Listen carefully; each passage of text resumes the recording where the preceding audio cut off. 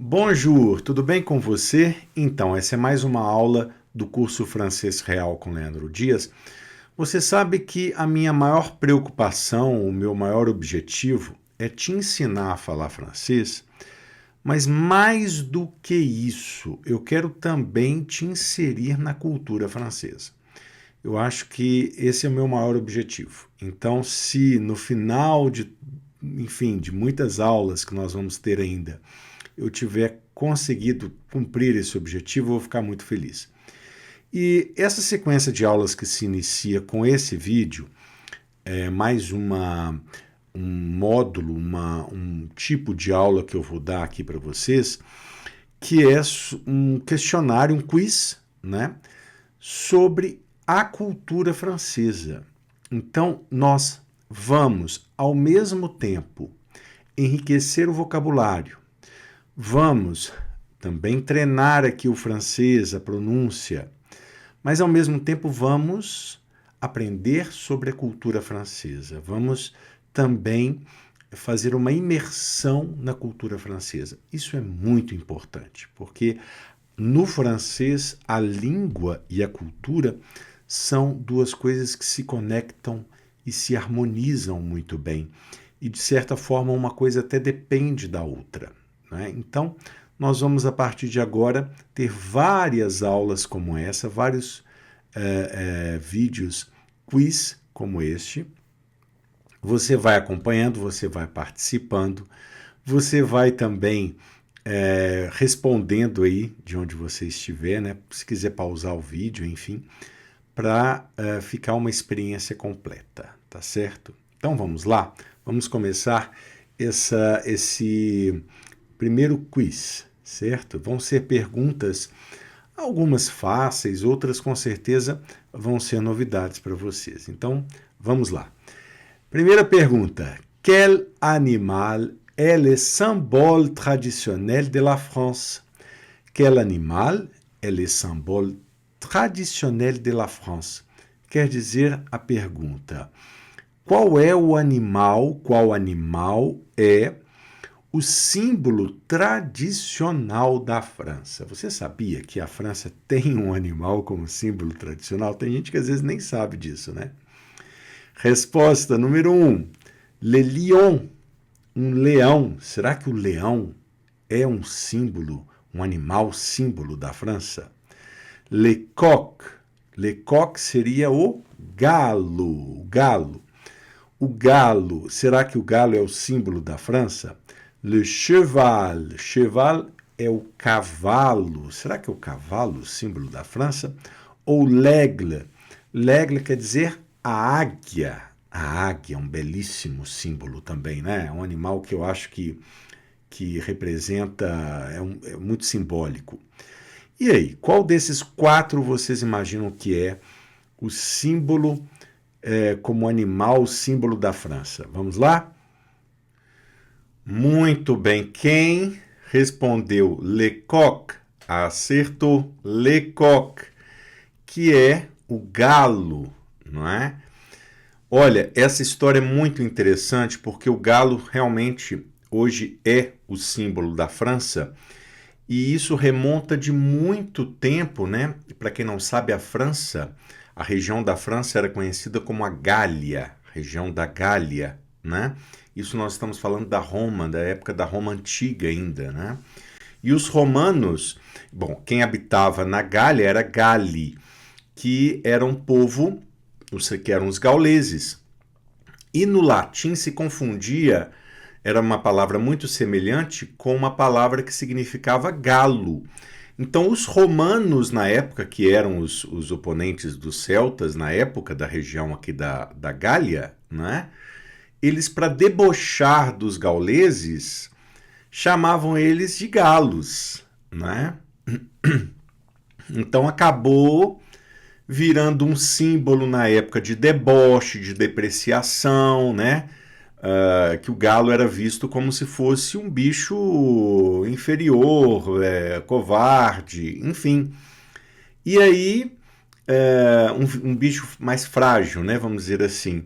E com o passar dos anos, na Idade Média, depois veio a Revolução Francesa, essa visão foi mudada completamente. Na Idade Média mesmo, o galo já virou um outro símbolo de muito mais de vigilância, de coragem, de astúcia. Então, depois ainda se progrediu até na Revolução Francesa, que acabou virando símbolo também um símbolo republicano. E a partir daí até hoje, né, o galo então foi confirmado e oficializado como o animal que representa e que simboliza a França. Muito interessante a história, né? Que surgiu com um deboche em relação aos romanos, mas depois, né, chegou até hoje como uma forma depois de uma reviravolta, né, da visão do animal. Certo? Interessante a história também, né?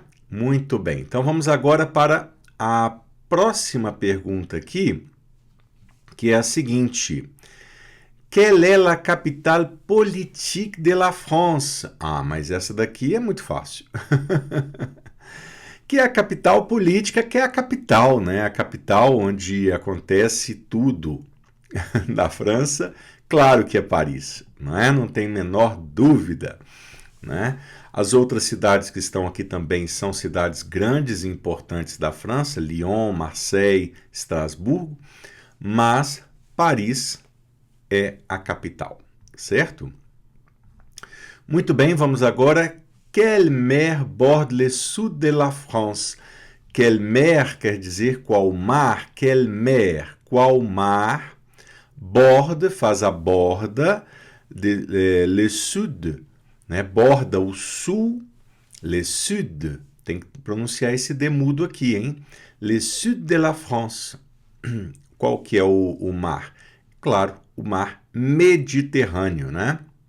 Mar Mediterrâneo, la mer, aqui no caso é feminino, que a palavra no português é masculino, mas para o francês é feminino, la mer, Méditerranée, certo? La mer Méditerranée. Vamos marcar mais essa alternativa. Muito bem, vamos a essa próxima pergunta que está muito fácil, muito fácil. Quel monument est le plus emblématique de Paris? Quel monument est le plus emblématique de Paris? Não é? Quel monument quer dizer qual monumento? É le plus quer dizer é o mais emblématique de Paris, mais emblemático de Paris, o que mais representa Paris, o mais importante de Paris. Primeira opção, l'Arc de Triomphe. L'Arc de Triomphe, olha só, Triomphe, né? O Arco do Triunfo, La Tour Eiffel,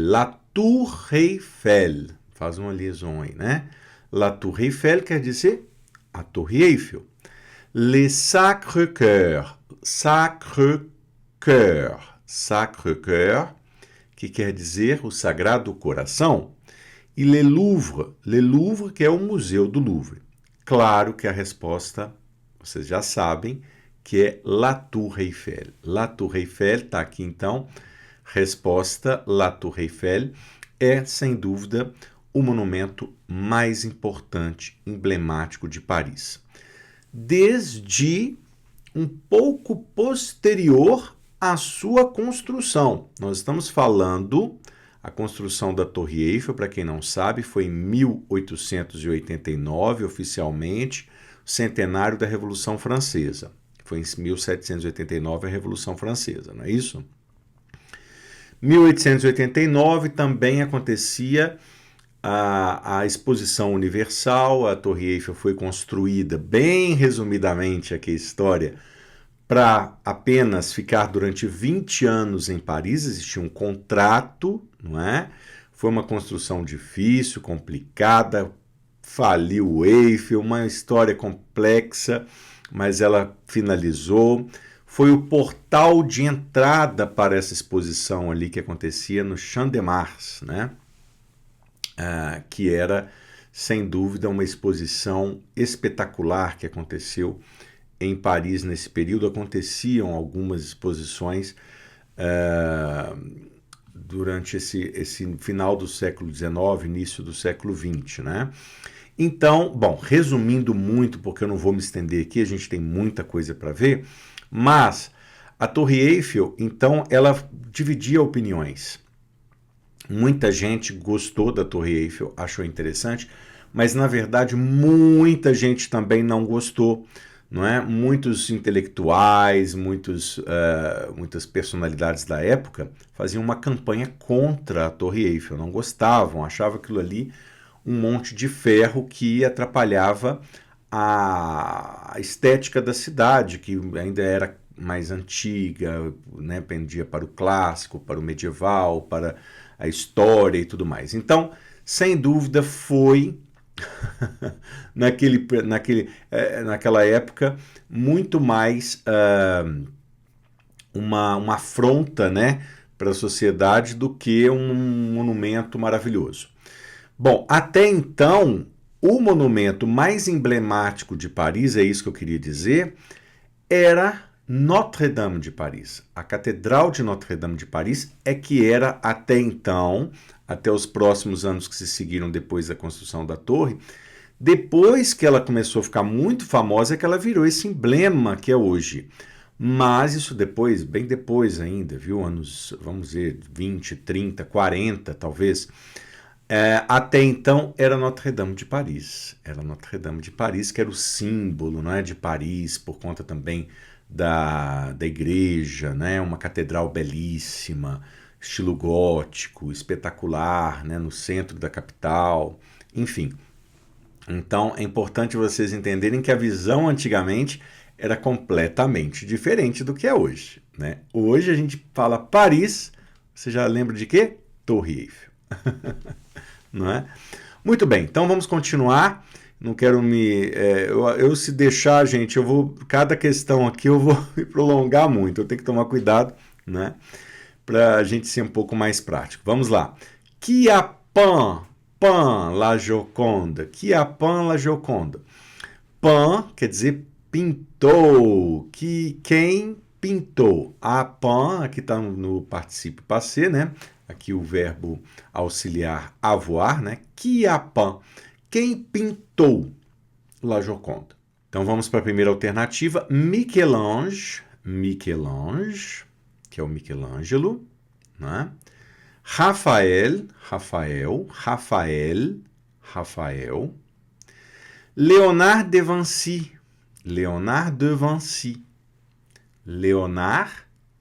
Vinci. A pronúncia em francês, que no caso a gente conhece como Leonardo da Vinci, né? Léonard de Vinci. Ou Botticelli, né? Claro, vocês sabem todos La Joconde, né? Que é a famosa, para quem não sabe, a mesma pintura. Nós estamos falando da Mona Lisa. Mona Lisa e La Joconde são exatamente a mesma personagem, né? Então, não tem dúvida. Agora, aqui no caso, quem que é o pintor? Claro, Leonardo da Vinci, né? Para quem não sabe, Leonardo da Vinci viveu seus últimos anos aqui na França, né? E morreu aqui na França. Francisco I, que era o rei da época, convidou Leonardo da Vinci para estar aqui na França, para trazer o Renascimento italiano para a França, né? Uma arte que era muito admirada por Francisco I. Então, nesse caso, Leonardo da Vinci se instalou aqui, morreu aqui, Francisco I adquiriu as obras, dentre elas a Mona Lisa, tudo de forma absolutamente legal. Então, não é possível retornar a Mona Lisa para a Itália, o que é uma pena para os italianos, que é a obra mais famosa, em se tratando de pintura, é sem dúvida, talvez a obra de arte, né, no geral, a mais famosa, a mais valiosa, a mais emblemática de toda a história, né? Certo? Vamos para a próxima, então? Então, vamos lá. Quel fromage français est connu pour être bleu? Quel fromage français est connu pour être bleu? Qual queijo, fromage? Ah, essa palavra tem que guardar, hein? Quem não gosta de um queijo, né? Eu, como um bom mineiro, claro que eu sempre vou amar, que os queijos aqui na França são maravilhosos. Quel fromage français? Qual queijo francês? É connu, é conhecido, connu, tá? Conhecido. Por être bleu, por ser, aqui o verbo être no infinitivo, por ser, né? Bleu, bleu é o nome desse queijo no popular, que ele é azul, porque ele tem algumas manchinhas de fungos azul, tá? Qual que é? É o Le Camembert? Então aqui é o Le Camembert, que é o nome do queijo, inclusive aqui da região da Normandia. Le Brie, o Brie, que é conhecido como o rei dos queijos, muito, muito bom o queijo, né? Le Roquefort, que é bem forte, um gosto mais forte, ou o Le Comté, que já é um queijo mais curado, né? Um queijo. Qual que vocês indicam aí? Isso é o Le Roquefort, Roquefort, não é? Roquefort, que é um queijo delicioso, mas não é todo mundo que gosta, porque ele é muito forte, ele é mais salgado, né? Mas é um queijo, gente, que, nossa, se você souber comer ele na medida certa, com uma torradinha, com um pãozinho, não é? E apreciando um bom vinho, olha, não tem coisa melhor. Certo? Vamos então para a próxima pergunta. Quelle date célèbre la prise de la Bastille? La prise de la Bastille. Quelle date? Qual data? Célèbre. Célèbre. Célèbre. Observem que essa palavra aqui, ela está com o primeiro E agudo e o segundo E grave. No francês, o E agudo, ele tem o som fechado, C. E o E grave tem o som aberto, Lé, célèbre, célèbre. E esse E aqui não pronuncia, tá? Célèbre, tá? Fica praticamente emudecido aí no final da palavra. Então, quelle date célèbre la prise de la Bastille? La prise, prise, tomada, tomada, tá? Poderia ser também la chute, la chute. Chute é queda, chute. Mas aqui não está chute, é a prise, que é a tomada. Né? Na verdade, ela realmente foi tomada nesse dia. Depois é que ela ainda foi mais algum tempinho, não é que foi alguns diazinhos ali, horas, dias, é que ela foi destruída totalmente, né? Certo? Então, qual que é a Bastille, que é a prisão, a famosa prisão, que simbolizava o poder da monarquia na época. Interessante isso. Aqui existe até hoje a Praça da Bastilha, sem nenhum vestígio dessa prisão, certo? Que ela foi completamente destruída, porque destruir essa prisão era destruir o símbolo máximo de repressão contra o povo, porque as pessoas tinham na época muito medo de ir para a Bastilha. Era uma prisão terrível, onde saía de lá arrebentado ou morto. Então, o rei, a monarquia na época, para imprimir uma força psicológica quase, né? Olha, vou fazer alguma coisa errada, vou mandar para a Bastilha, certo? Então, essa era uma forma de simbolizar esse poder, né, do rei que tinha de prender as pessoas e de maltratar e tudo mais. Então, derrubar a Bastilha foi praticamente ali um dizer, não, nós não queremos mais a monarquia, vocês estão derrotados. Agora quem manda é o povo, certo? Então, qual que foi essa data? Que data que isso aconteceu? Le 1er mai, foi no dia 1º de maio. Le 8 mai, 8 mai quer dizer no dia 8 de maio, le 8 mai, né? Le 14 juillet, 14 de julho, 14 juillet, né? Juillet. Ou le 11 novembre, 11 novembro, todo mundo sabe, le 14 juillet.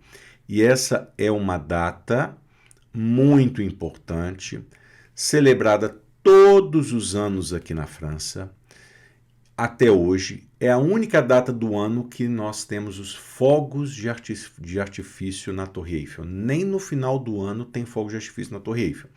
A festa no final do ano acontece na Champs-Élysées, mas o 14 de julho tem que ser na Torre Eiffel, que foi construída também em comemoração ao centenário da Revolução Francesa. Então tem toda uma ligação ali que leva para a Torre Eiffel também essa festa, certo?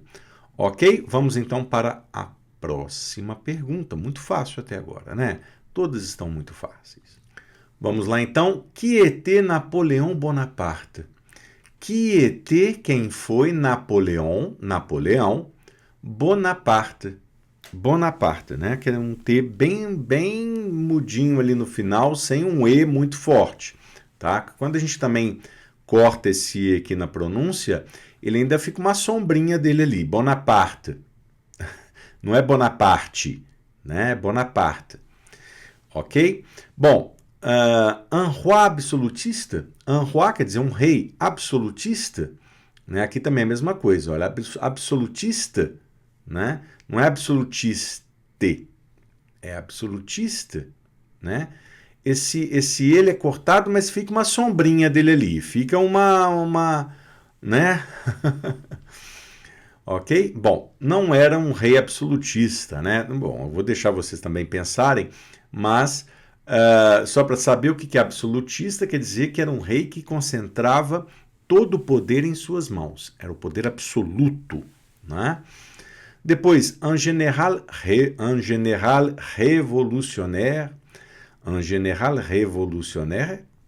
vamos ver, né? Un empereur français,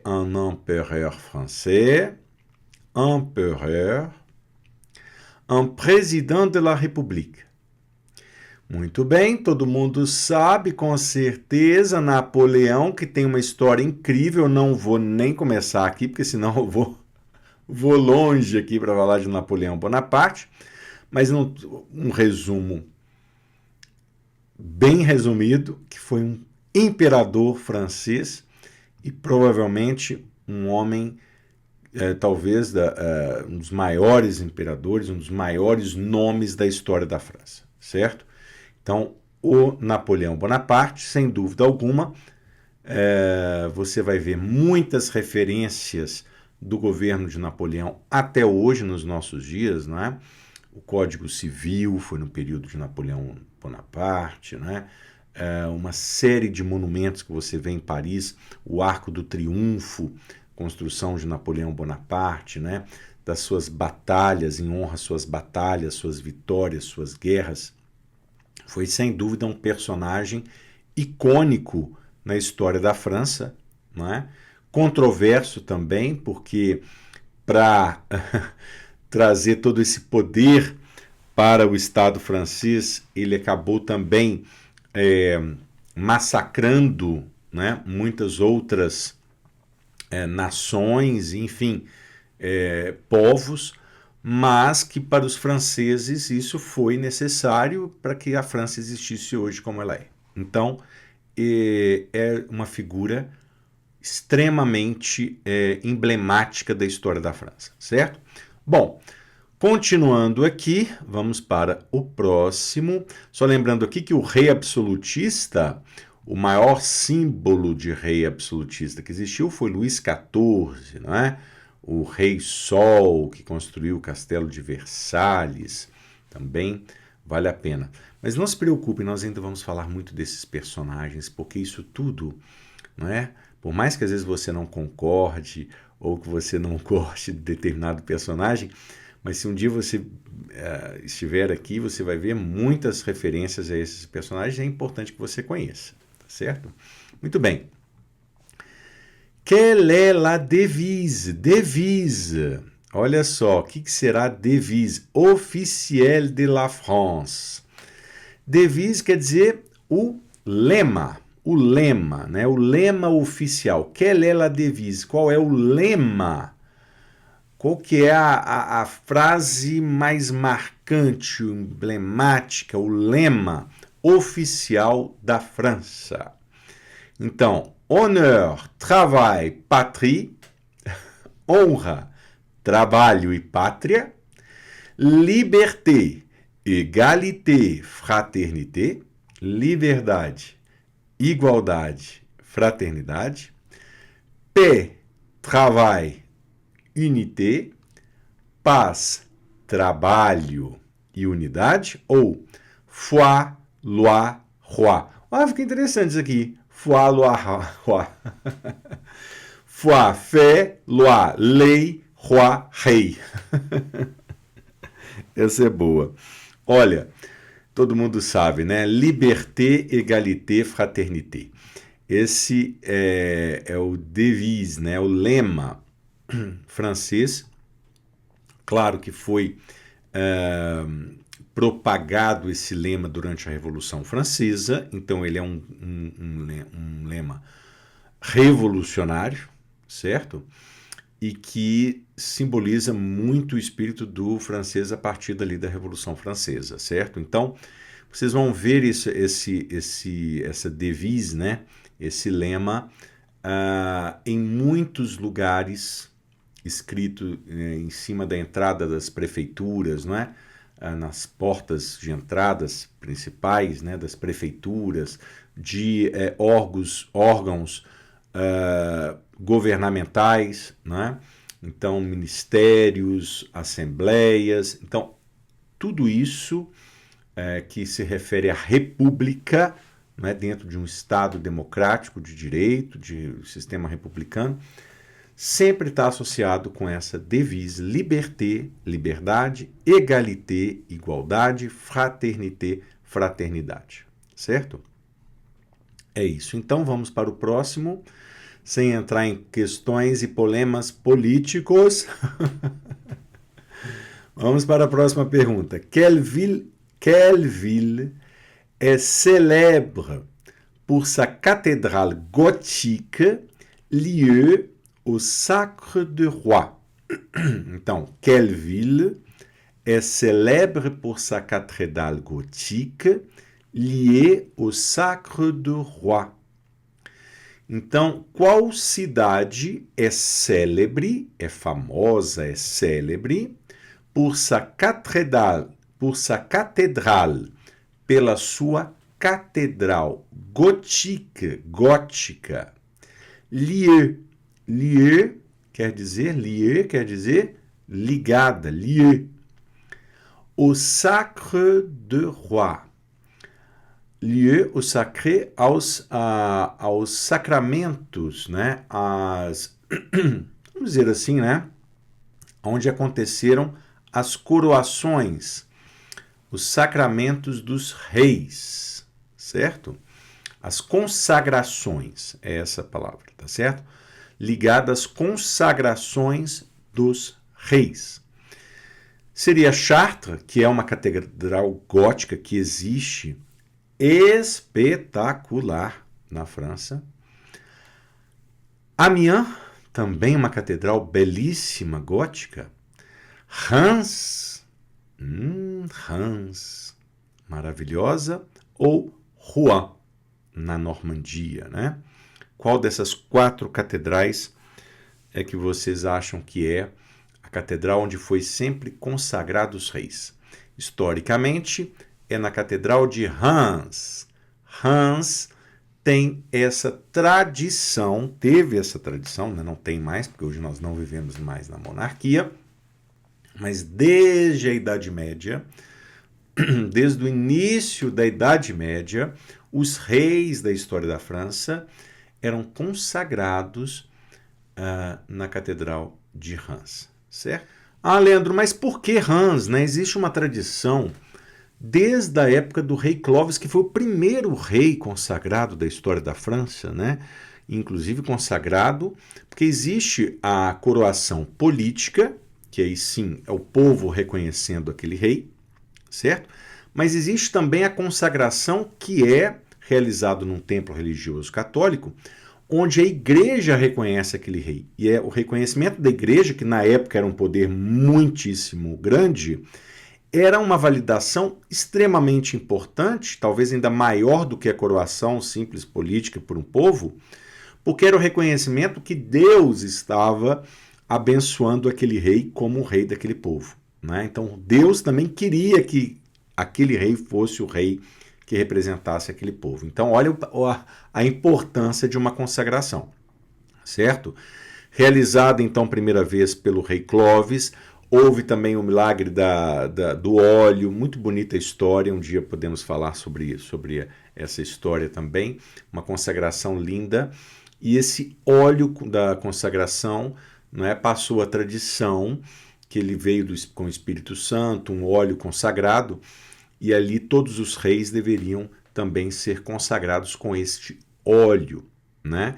A partir dali é que foi feita a construção, depois de Clovis ainda, que foi a construção da catedral, uma catedral gótica belíssima, aí sim, com toda a imponência que a cerimônia de uma coroação de um rei, de uma consagração de um rei merecia. E aí hoje nós temos até hoje essa catedral extraordinária. Então, quando você for visitar a Catedral de Reims, saiba que ali foram consagrados muitos reis da história da França. Todos que foram consagrados foram lá em Reims por essa tradição, certo? Muito bonita essa parte da história da França e muito importante, né, para a história da monarquia. Bom, vamos lá, próxima perguntinha aqui, vamos ver se vocês vão responder mais essa. Vamos lá?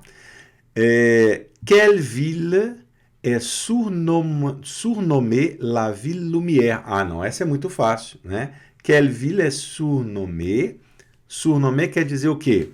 É conhecida, ela tem esse nome como se fosse um nome a mais, né? Ela é conhecida como, qual vila é? Conhecida como a cidade luz, la ville lumière, né? La ville lumière, que é Paris, com toda certeza, Paris, né? Ninguém tem dúvida disso. Não só, e aí a referência de la ville lumière não é porque a cidade é toda iluminada e gasta muita energia elétrica durante a noite, não. É também, sobretudo, pelo movimento dos iluministas, né, pré-revolução, certo? Esse movimento que, sem dúvida alguma, marcou a história, foi a base da Revolução Francesa e uma mudança da história completamente. Revolução Francesa, que é muito importante vocês entenderem, que marcou a história, dividindo praticamente a história, não é? Antes da Revolução, depois da Revolução. Muita coisa na França, com certeza, né? Na história da humanidade, nós temos a vida de Jesus, o nascimento de Jesus, que sem dúvida foi o marco que dividiu a história no cristianismo. Mas ainda no aspecto político, no aspecto social, né, a Revolução Francesa foi um marco, eu acredito que sim, que tenha dividido, acredito não, todos os historiadores dizem que dividiu a história, né, antes da Revolução e depois da Revolução Francesa. Aqui na França não tem a menor dúvida, mas a gente fala até no nível mundial, né? Muito bem, então, pelas influências, enfim, e tudo mais, né? Então, a cidade luz não é só pela questão da energia elétrica, que é muito bonita também à noite, mas pelo movimento do iluminismo que aconteceu aqui na França e especificamente em Paris, pré-revolução francesa, certo? Vamos lá? Próxima pergunta. Vamos lá. Estão gostando da aula? É uma aula muito gostosa mesmo, né? Porque a gente fala do francês e também com muito conteúdo da cultura, da história. Isso é que é bacana, não é? Não é aprender só o francês assim, sabe? Sem recheio, né? Vamos colocar recheio nesse francês. Vamos lá. Quel plat, falar em recheio, olha aí, um prato, vamos falar de prato. Quel plat est traditionnellement, tenta falar aí essa palavra. Quel plat, que prato, é traditionnellement, né? Consommer à Noël en France. Consommer quer dizer consumido, né? À Noël, no Natal, né? Ou o Noël, né? À Noël, o Noël en France.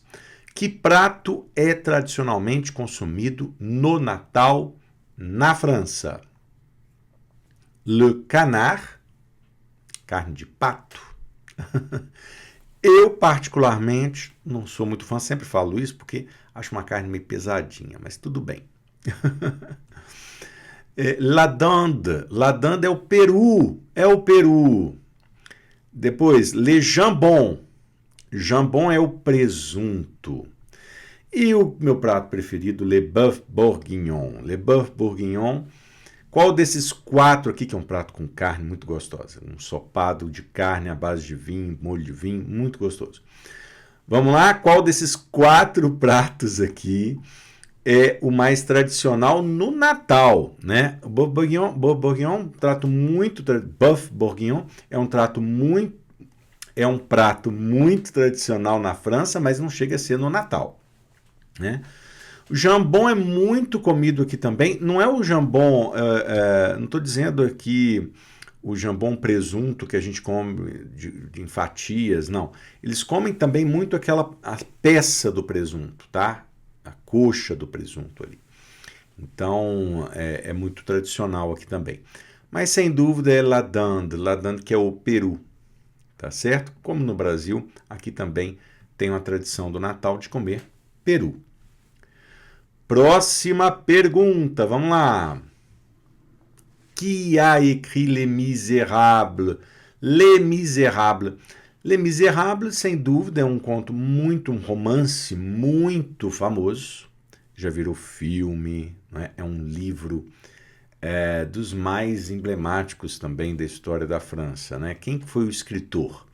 Vamos lá então para a pronúncia de cada nome. Vamos ver se a gente consegue pronunciar o mais correto possível, né? Émile Zola, certo? Também um escritor muito importante, muito famoso aqui da história da França. Gustave Flaubert, não pronuncia o T, Flo, né? A U da O.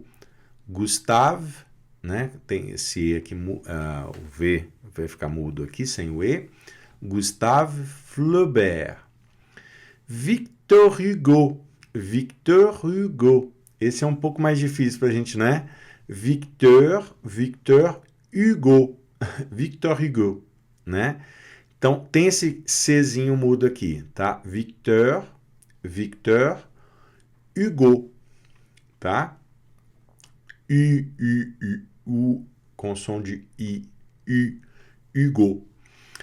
Honoré de Balzac. Também tem esse Czinho mudo aqui no final, tá? Honoré de Balzac, certo?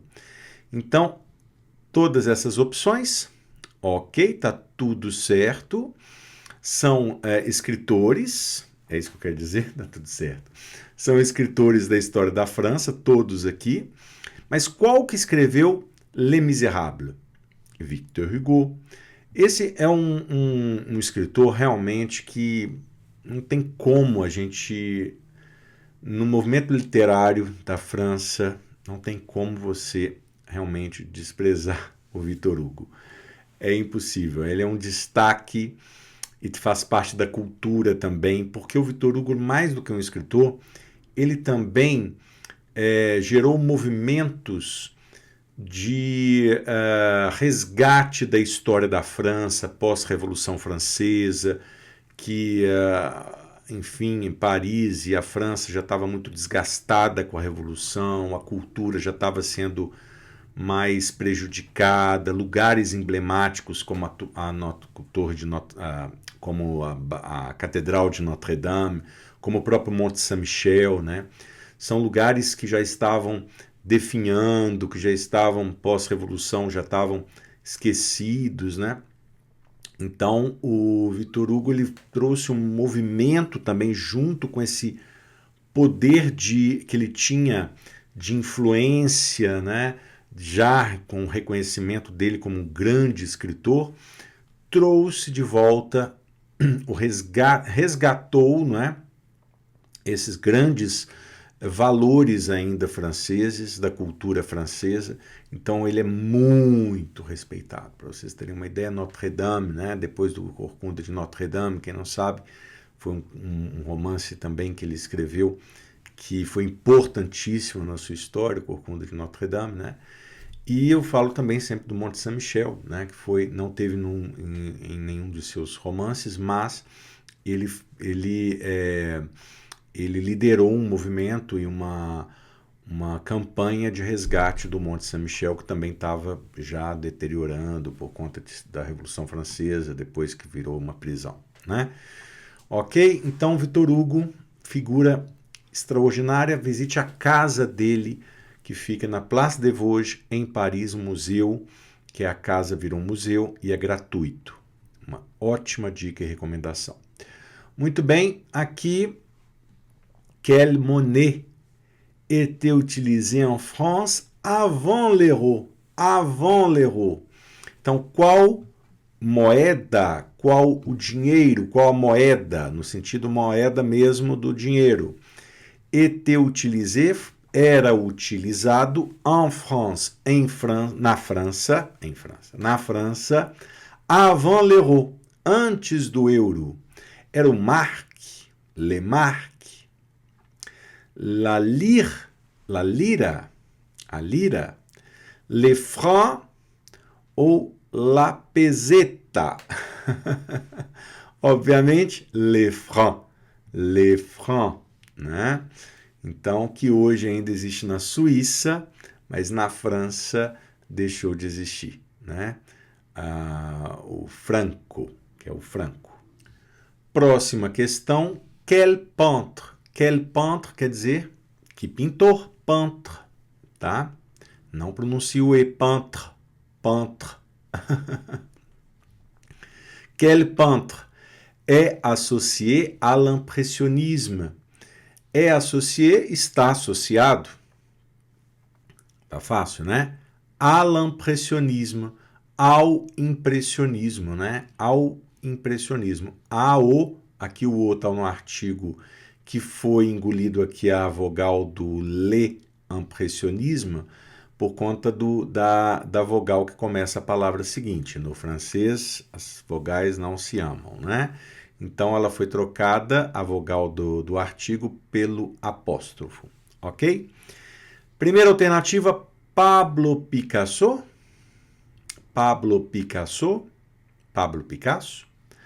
Claude Monet, que eu não vou nem traduzir, né? Claude é Cláudio, mas Monet. Paul Cézanne, Henri Matisse. Então, qual dessas quatro alternativas? Vamos ver, claro, Claude Monet, o pai do impressionismo, não é verdade? Vamos marcar aqui. Pablo Picasso, cubismo, não é? Paul Cézanne, pós-impressionismo. Henri Matisse também, pós-impressionista. Então, aqui, com certeza, conhecido como o pai do impressionismo, Claude Monet, e aí tem tanta coisa para falar de Claude Monet, não vou me estender aqui, mas o que eu posso te dizer é, vá a Giverny, visite Giverny, onde ele viveu, né? Giverny, que é a casa de Claude Monet, aí vocês vão entender até melhor o movimento do impressionismo, que espetáculo que é a visita da casa e dos jardins de Claude Monet.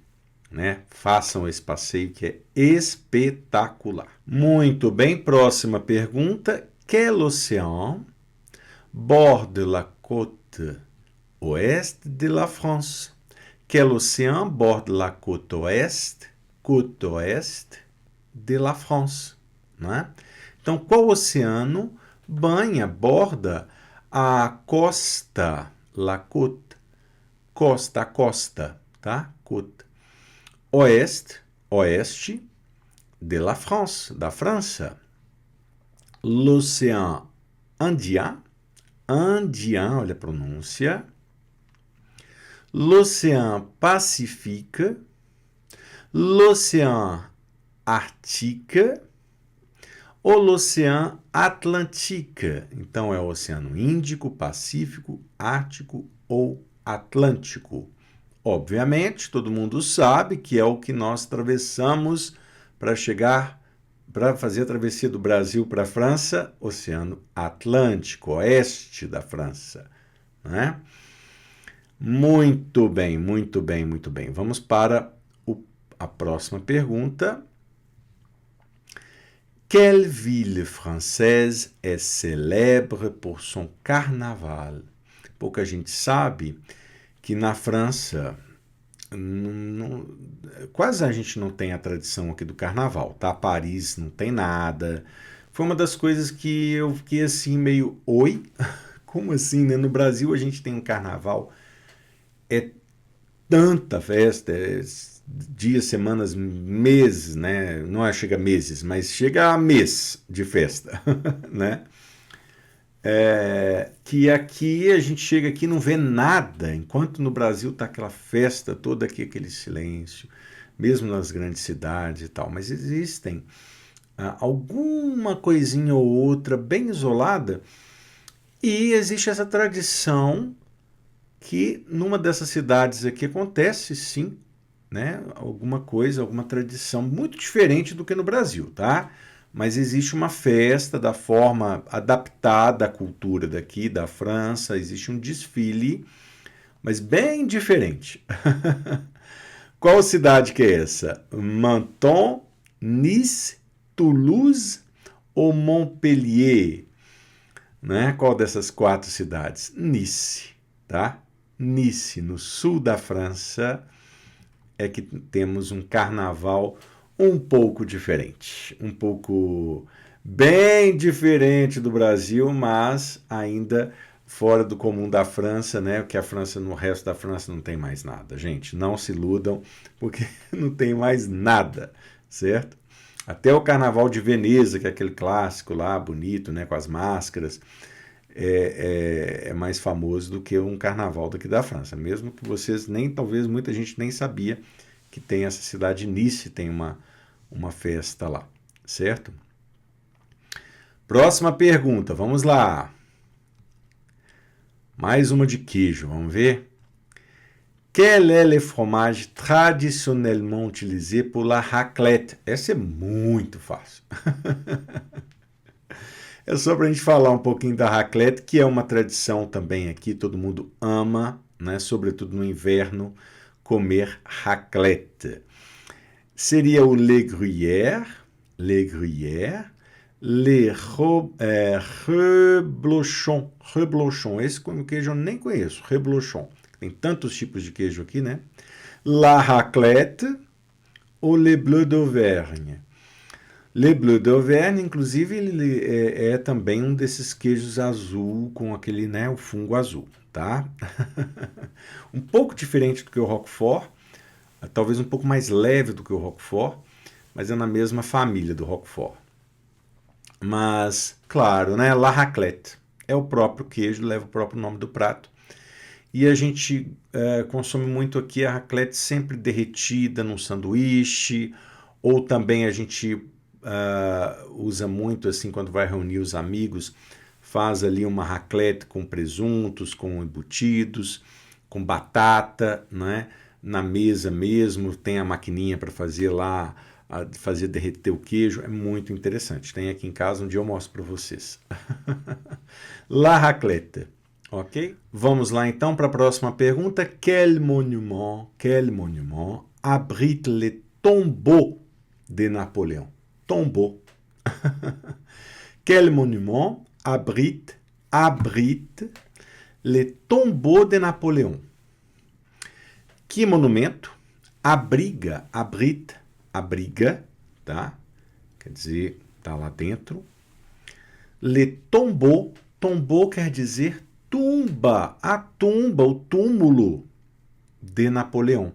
Nós falamos ainda nessa aula de Napoleão, assim, muito en passant, de passagem, mas Napoleão ele tinha essa fama de ser um grande imperador, mas não era à toa que ele era um grande imperador, porque ele se sentia mesmo um grande, né? E ele era grande no sentido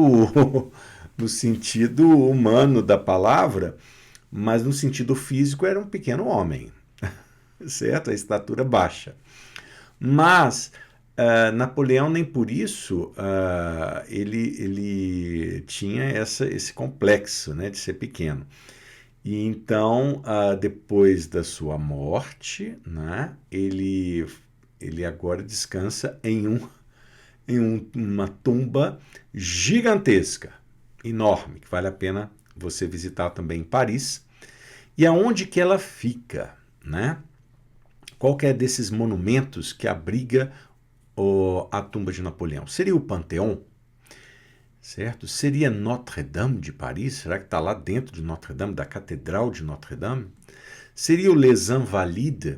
E Les Invalides tem um significado da palavra que é os inválidos, tá? Ou estaria ele no Museu do Louvre? Sabe a resposta? Já falou aí?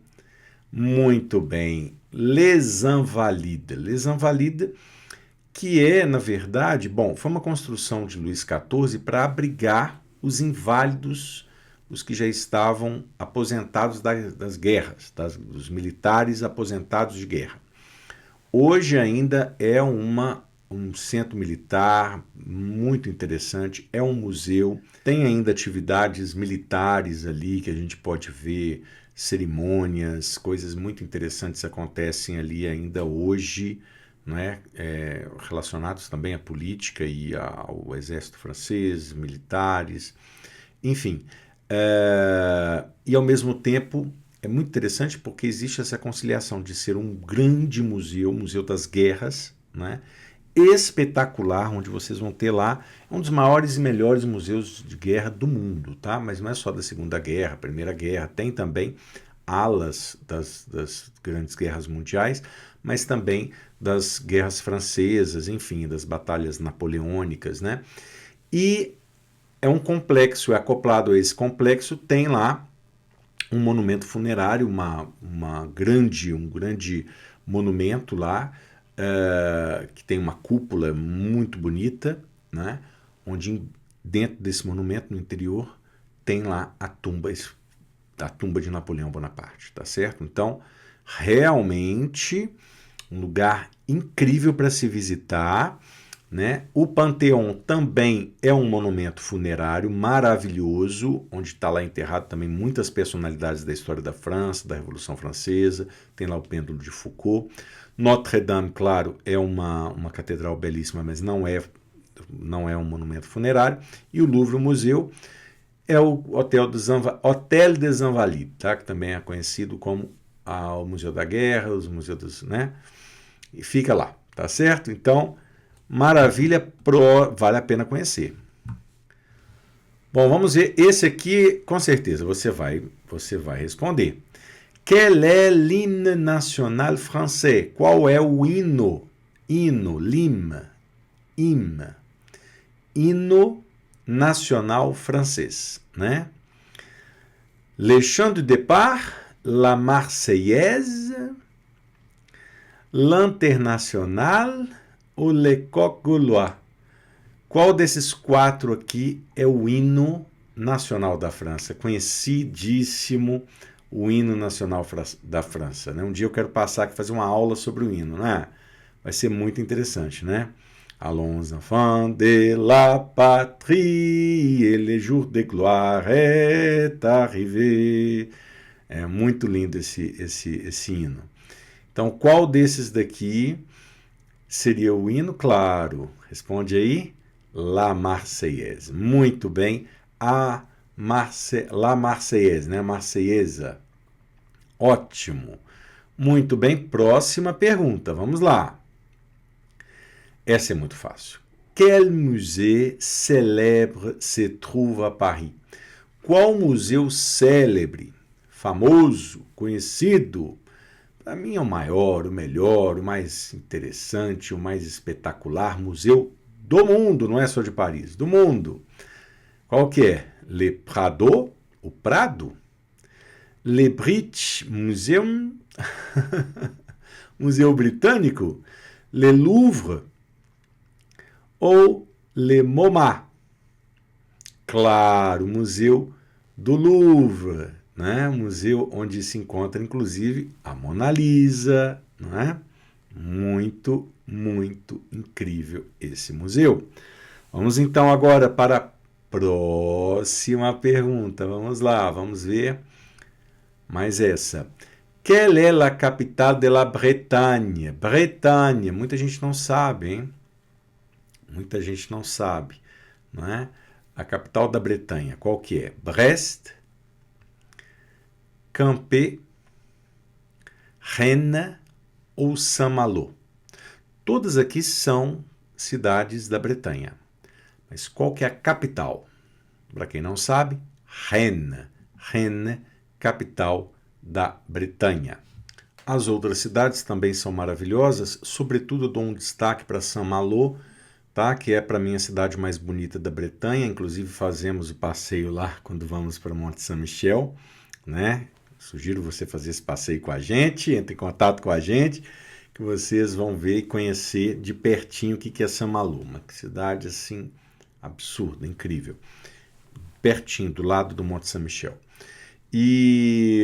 Mas Rennes é uma cidade também espetacular, com 220 mil habitantes aproximadamente. Uma cidade que teve um problema seríssimo em Rennes, pouca gente sabe, de um grande incêndio que aconteceu em 1720.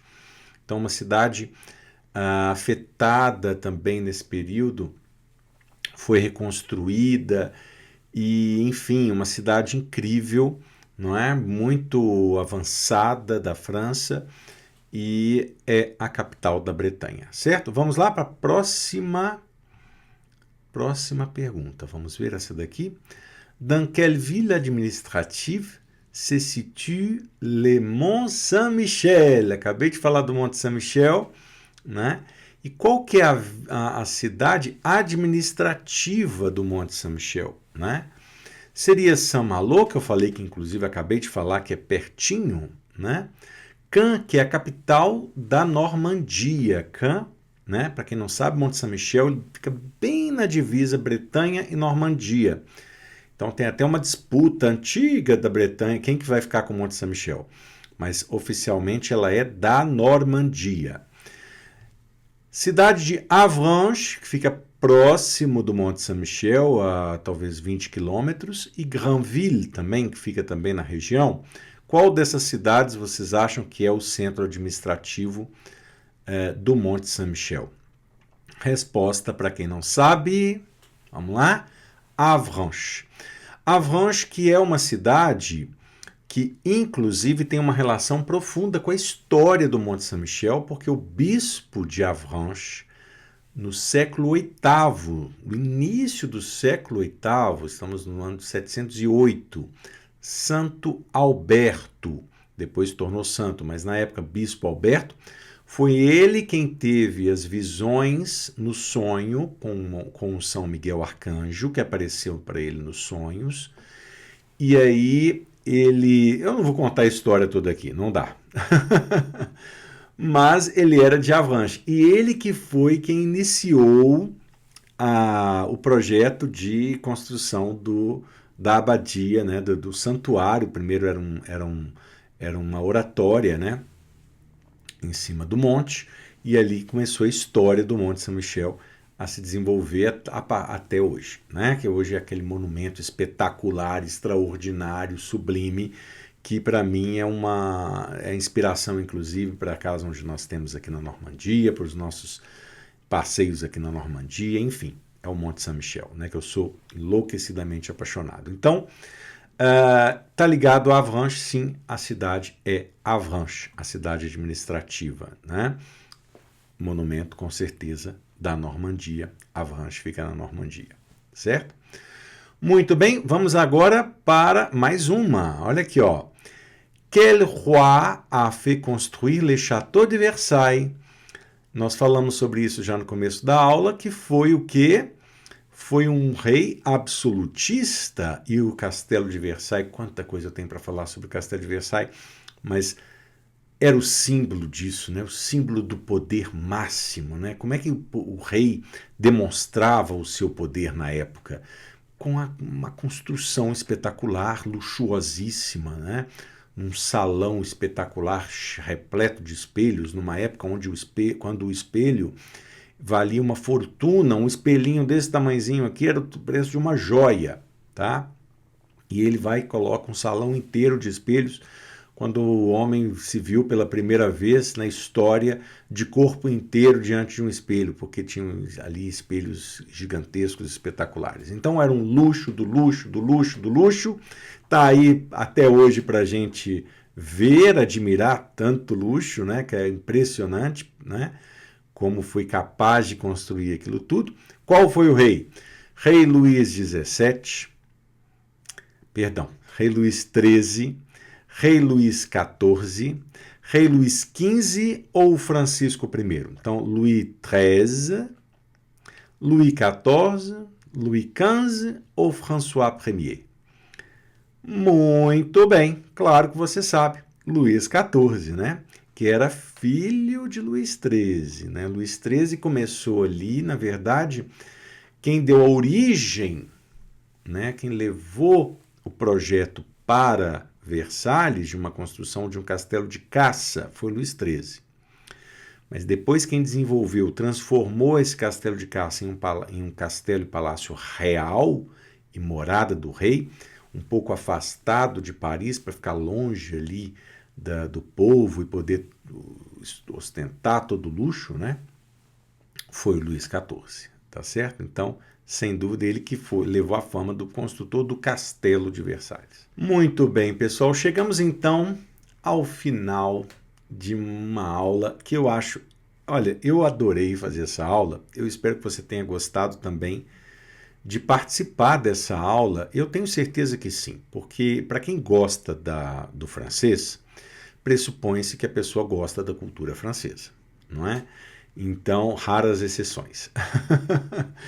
Então, é uma aula que é mais do que uma aula de francês, é uma aula da cultura francesa. E isso que, para mim, ainda tem um valor, ainda enriquece muito mais esse conteúdo, não é? Que é o conteúdo da aula de francês, tá certo? Então, é isso, pessoal. E eu já aguardo vocês para a próxima aula. Um forte abraço e até breve.